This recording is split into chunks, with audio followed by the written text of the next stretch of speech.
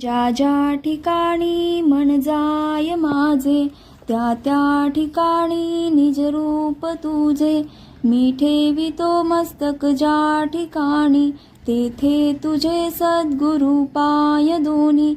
अलंकापुरी पुण्यभूमी पवित्र, तिथे नांदतो ज्ञान राजा सुपात्र.